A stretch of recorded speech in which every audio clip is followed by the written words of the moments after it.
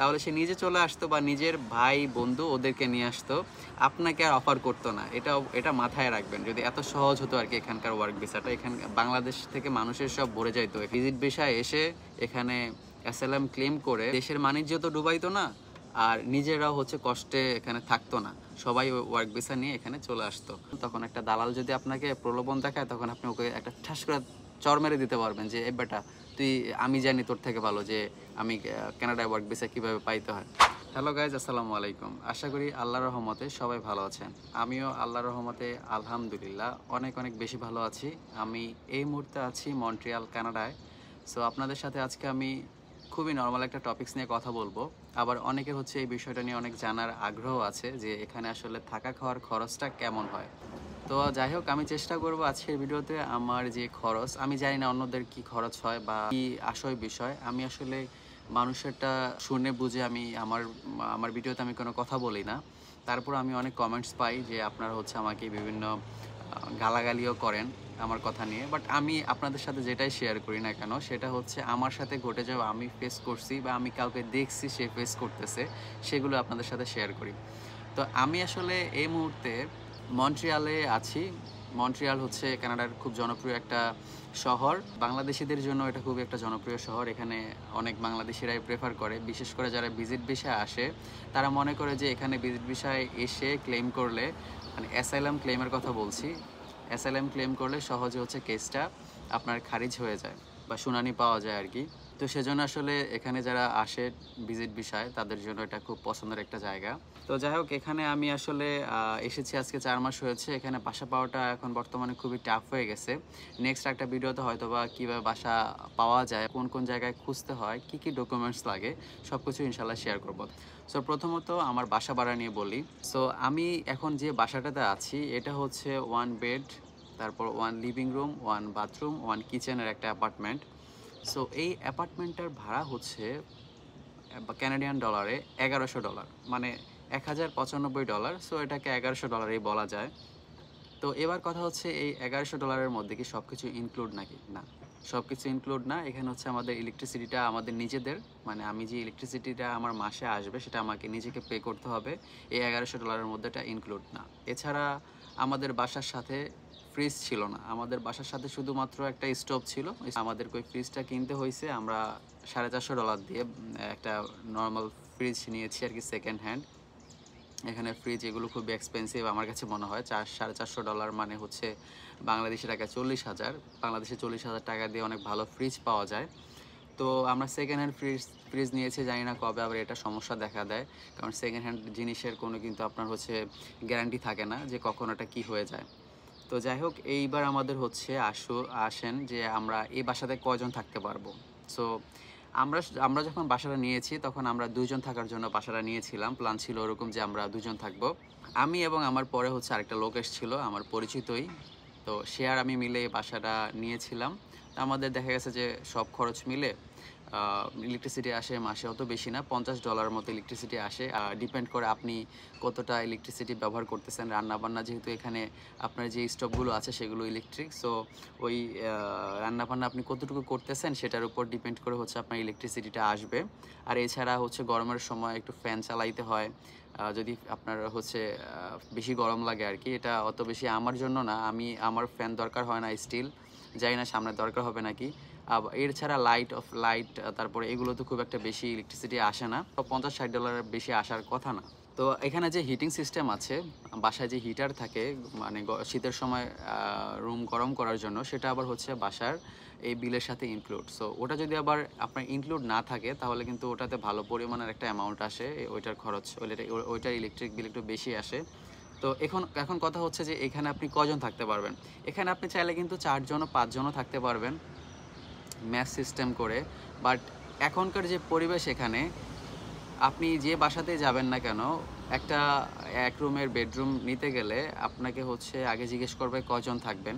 So আমরা এখানে 2 জন থাকার পারমিশন নিয়েছি, আমরা 2 জন থাকবো বলে বাসাটা আসলে লিজ নিয়েছিলাম। তো এটা আসলে অনেক বাসার ক্ষেত্রে দেখা যায় যে অনেক মালিকেরা চেক করে, আবার অনেকে চেক করে না যে কয়জন থাকতেছে বা না থাকতেছে। বাট কিছু কিছু জায়গায় হচ্ছে এটা খুবই ওরা চেক করে যে কয়জন থাকে, সমস্যা করে আর কি বেশি থাকলে আর কি। সো আমাদের বাসায় বর্তমানে আমরা ৩ জন আছি। আমি এবং আমার যে কলিগস বা আমার যে কাজিন, সে হচ্ছে আমার সাথে থাকে বেডরুমে। আর আমাদের এই লিভিং রুমে হচ্ছে আমাদের বেডরুম থেকে বিশাল বড়।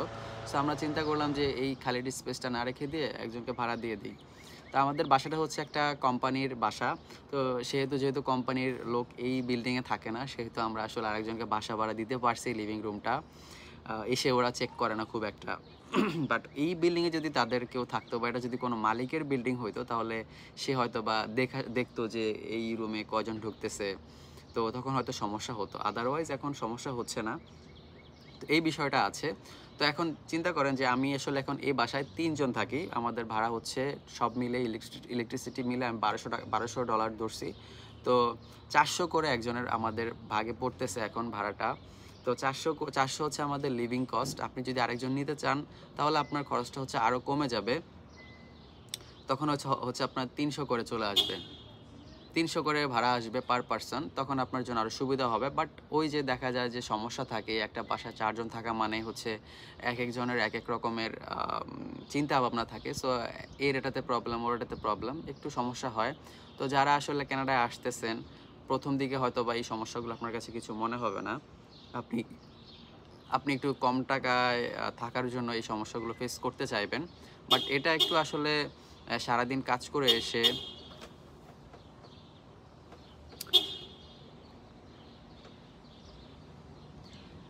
একটা কথা কি জানেন, এই যে গাড়ি যে হর্ন দিতেছে, এখানে কিন্তু রাস্তায় গাড়ির হর্ন দেওয়ার মানে নাই, কেউ দেয় না হর্ন, যতই সমস্যা হোক না কেন।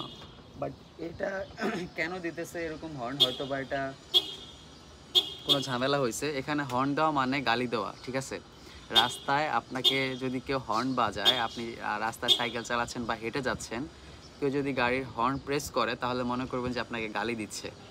তারা কিন্তু এমনিতে হচ্ছে হর্ন বাজায় না। তো যাই হোক, একটা ফালতু বিষয় শেয়ার করলাম, আমার টপিক্সের সাথে সিমিলার না, তারপরে শেয়ার করলাম। তো এবার চলেন, ধরেন আমার ৪০০ টাকা হচ্ছে, আর খাওয়ার খরচ কেমন? তো আমরা যেহেতু দুজনে খাই একসাথে, তো দুজনে খাওয়ার কারণে আমাদের অ্যাভারেজে হচ্ছে পার পারসন ৩০০-৩৫০ আসে মাসে। এটা আসলে ডিপেন্ড করে, আপনি কোনো মাসে একটু কম খাবেন, কোনো মাসে একটু বেশি খাবেন, তার উপর ডিপেন্ড করবে। তো এটা আমরা অ্যাভারেজে হচ্ছে পার পারসন ৩০০ করে ধরে নিছি। তো বাসা ভাড়া হচ্ছে ৪০০ আর আমাদের হচ্ছে খাওয়ার খরচ ৩০০। তো টোটাল হয়ে গেল $৭০০। সো $৭০০ পরও আবার কিছু এক্সট্রা খরচ আছে, যেহেতু এখানে এসে আপনাকে ফোন ব্যবহার করতে হবে।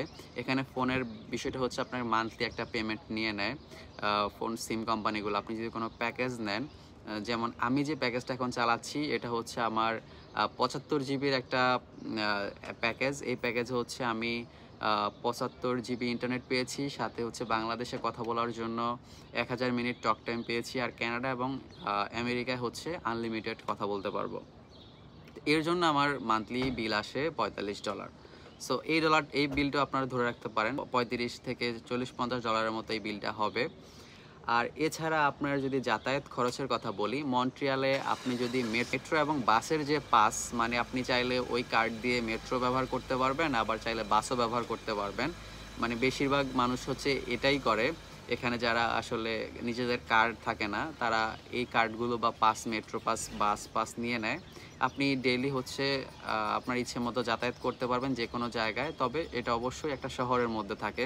যেমন আপনি যদি মন্ট্রিয়ালের বাস পাস নেন, তাহলে আপনার মন্ট্রিয়ালের মধ্যে ওটা কাজ করবে। আপনি যদি এর বাইরে যান, আপনার কিন্তু এক্সট্রা পে করতে হবে। সো যাই হোক, এই পাস এখন মন্ট্রিয়ালে হচ্ছে আপনার প্রায় $১০০। এখানে $৯৭। এখন আগে $৯০ ছিল, এখন টাকাটা বেড়ে গেছে। সো এখন হচ্ছে মোটামুটি আপনি $১০০ ধরেন, যে আপনি যদি হচ্ছে কার না থাকে। আমরা যেহেতু একটা বাইসাইকেল নিয়েছি, আমাদের হিসাব আলাদা। আমি এখানে আসার পর একটা বাইসাইকেল নিয়েছি। আমি যখন কাজে যাই, তখন আমি ওই বাইসাইকেল দিয়ে যাই। আবার এটা হচ্ছে আপনার একটু বাজেট ফ্রেন্ডলিও, মানে আপনি হচ্ছে মাসে $১০০ দিচ্ছেন মেট্রো বা বাসের জন্য, আর আপনি কিন্তু হচ্ছে মোটামুটি $২০০ বা $২০০ দিয়ে আমরা আমাদের নতুন সাইকেলটা নিয়েছি, একদম কানাডিয়ান টায়ার থেকে, একটা শোরুম থেকে নিয়েছি। তো $২০০ হচ্ছে আমি এটা মোটামুটি আমার তো ১ বছরই চলে যাবে, এটা কোনো সমস্যা ছাড়া, কোনো খরচ করা ছাড়া ১ বছর তো যাবে ইনশাল্লাহ, আশা করতেছি। সো দেখেন, এদিকে একটা কিন্তু আমার হচ্ছে একটা ভালো একটা সেভিংস হয়ে গেছে, যেহেতু আমি সাইকেলটা নিয়েছি, আমার এক্সট্রা করে $100 খরচ করতে হয় না। আবার যদি আপনি দেখা যায় যে আপনার বাসা থেকে আপনার কাজের ডিস্টেন্স অনেক বেশি, তখন কিন্তু আপনাকে সাইকেল কাজে আসবে না। আমার ডিস্টেন্স হচ্ছে আপনার 4 কিলো 5 কিলো, সো এটা বেশি একটা সময় আমার লাগে না আমার অফিসে যেতে, সেহেতু আমি এটা হচ্ছে প্রেফার করলাম, এই জন্য এটা নিয়েছি। তো আপনাদের হিসাব আলাদা। সো আপনি যদি আসলে বাইসাইকেল না নেন তাহলে ধরেন যে আপনার আরও এক্সট্রা $100, তো 700 এবং 100 হয়ে গেছে $800। আর এছাড়া আপনার আরও টুকটাক খরচ থাকতে পারে, আপনি ধরেন আরও $100, সো টোটাল কত হলো $900। সো $900 দিয়ে আপনার হচ্ছে একটা মাস চলে যাবে, খুব সুন্দরভাবেই যাবে। আর আপনি যদি ওই যে বললাম আরও বাসায় যদি আরেকটা লোক নিতে চান, বা আরও এমনও রুম আছে একদম বাংলাদেশের মেসের মতো, এক রুমে 5-6 জন করে থাকে, খুব গাদাগাদি করে একটা একটা অ্যাপার্টমেন্টের মধ্যে। তো ওইখানে আসলে পরিবেশ থাকে না। আপনি কানাডায় আসতেছেন, এখানে অবশ্যই একটা ভালো পরিবেশে আপনি আশা করবেন। সো আপনি যদি ওই পরিবেশে যান তাহলে হয়তো বা আপনার আমার মনে হয় আপনি কাজ থেকে যখন আসবেন আপনার বাসাটা কিন্তু আপনার একটা শান্তির জায়গা। তো সেখানে যদি আপনি শান্তি মতো একটু রেস্ট না করতে পারেন, আপনি কিন্তু ওই যে বাসা থেকে কাজে গিয়ে আর এনার্জিটা পাবেন না। সো আপনার বাসাটা একটু সুন্দর হওয়াটা একটু একটু না, অনেক বেশি জরুরি। তো তো যাই হোক, আজকের টপিক্সটা মূলত এটা নিয়ে। অনেকে হচ্ছে এই বিষয়গুলো জানতে চায় যে বাসা ভাড়া কেমন। সো আমি আমার নিজের অভিজ্ঞতা শেয়ার করলাম। আর বাসা ভাড়াটার আরেকটা বিষয় হচ্ছে এটা এলাকা অনুযায়ী বাসা ভাড়াটা কম বেশি হতে পারে। যেমন আমি যে এলাকায় আছি এখানে আমি $1100 যে বাসাটা পেয়েছি, এই বাসাটা যদি আপনি আমাদের এই মন্ট্রিয়ালের ডাউনটাউনে নিতে যান তাহলে এটার ভাড়া মোটামুটি আপনার 1300 থেকে 1600 মতো হতে পারে। কানাডাতে হচ্ছে এখন বাসার খুবই ক্রাইসিস চলতেছে, তো সেই জন্য এখন বাসা ভাড়াটা একটু বেশি এক্সপেন্সিভ হয়ে গেছে। তো যাই হোক, যারা আসবেন তাদের জন্য অনেক অনেক শুভকামনা। অবশ্যই জেনে শুনে বুঝে আসবেন কানাডায়। আর যারা ভিজিট ভিসায় বা ওয়ার্ক পারমিট ভিসায় বিভিন্ন দালালের খপ্পরে পড়তেছেন তাদের জন্য আসলে কিছু বলার নাই। আর ভিজিট ভিসা যারা খপ্পরে পড়তেছেন তাদেরকে আসলে ওইভাবে আসলে বলার কিছু নাই সত্যি। আর যারা ওয়ার্ক ভিসায় খপ্পরে পড়তেছেন তাদেরকে আসলে কি বলবো, আপনারা আসলে খুবই বোকামি করতেছেন। কানাডায় আসলে ওয়ার্ক ভিসায় আসাটা এত সহজ না, ঠিক আছে? কেউ আপনাকে কোনো এজেন্সি কোনো দালালে বলবে যে আপনাকে ওয়ার্ক ভিসা দিয়ে দিব, আপনি কানাডায় চলে আসেন, এটা আপনারা কখনো বিলিভ করবেন না, কারণ এটা খুবই একটা কঠিন একটা প্রসেস, এত সহজ না ওয়ার্ক ভিসা পাওয়া। ওয়ার্ক ভিসা একমাত্র কে দিবে আপনাকে? ওয়ার্ক ভিসা আপনাকে একমাত্র হচ্ছে একটা কোম্পানি দিতে পারবে, এবং সেই কোম্পানির সাথে যদি একটা লোকের ভালো সম্পর্ক থাকে তাহলে সেই লোক আপনাকে দিতে পারবে নিয়ে। বাট ওই একটা দালাল, যে দালাল বাংলাদেশে বসে আছে, তার সাথে তো এই দেশের কোম্পানির সাথে যোগাযোগ নাই। সে যদি তার সাথে এতই ভালো আন্ডারস্ট্যান্ডিং থাকতো, ওয়ার্ক ভিসা যদি সে দিতে পারতো, তাহলে সে নিজে চলে আসতো বা নিজের ভাই বন্ধু ওদেরকে নিয়ে আসতো, আপনাকে আর অফার করতো না। এটা মাথায় রাখবেন। যদি এত সহজ হতো আর কি এখানকার ওয়ার্ক ভিসাটা, বাংলাদেশ থেকে মানুষের সব ভরে যাইতো এখানে ওয়ার্ক ভিসায়।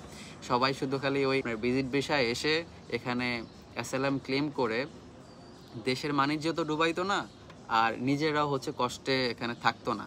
সবাই ওয়ার্ক ভিসা নিয়ে এখানে চলে আসতো। তো ওয়ার্ক ভিসা নিয়ে আসলে বলতে গেলে কিভাবে আসতে হয় বা কোনটা আসলে লিগাল ওয়ে, তো কীভাবে বুঝবেন, নেক্সট আরেকটা ভিডিও করবো আমি ইনশাল্লাহ। আপনারা ওই প্রসেসটা বা আমার জার্নিটা জানলে হয়তো বা আপনারা বুঝতে পারবেন যে কোনটা আসলে সঠিক আর কোনটা ভুল। তখন একটা দালাল যদি আপনাকে প্রলোভন দেখায় তখন আপনি ওকে একটা ঠাস করে চর মেরে দিতে পারবেন যে এই বেটা আমি জানি তোর থেকে ভালো যে আমি কানাডায় ওয়ার্ক ভিসা কীভাবে পাইতে হয়। তো যাই হোক, সবাই ভালো থাকবেন। আজকের ভিডিওটা এই পর্যন্তই। আমার জন্য দোয়া করবেন বেশি বেশি। আজকের ভিডিওটা তাহলে এখানে শেষ করতেছি। সবাই ভালো থাকবেন। ভিডিওতে কোনো ভুল ত্রুটি থাকলে অবশ্যই একটু সংযত ভাষায় গালাগালি কইরেন। দালাল বললেন না, দালালের কিছুই না। আমি আমার সাথে যা করছে বা আমি যা ফেস করছি সেটাই শেয়ার করি। আমি কাউকে বলি না যে ভাই আপনাকে হচ্ছে ভিসা দিতেছি, আপনি হচ্ছে চলে আসেন বা আপনি আইসেন না। কাউকে আমি ডিরেক্টলি মানাও করতেছি না। আমি আমার এখানকার অবস্থাটা শেয়ার করতেছি আপনাদের সাথে। এর মানে না যে আমি আপনাদেরকে হচ্ছে মানা করতেছি আইসেন না, আবার কাউকে একদম হাতে ধরে নিয়ে আসতেছি, এরকম বিষয় না। সো একটু রিল্যাক্সে কমেন্ট করেন। তো সবাই ভালো থাকেন। আল্লাহ হাফেজ। দেশের বাণিজ্য তো ডুবাইতো না, আর নিজেরাও হচ্ছে কষ্টে এখানে থাকতো না। সবাই ওয়ার্ক ভিসা নিয়ে এখানে চলে আসতো।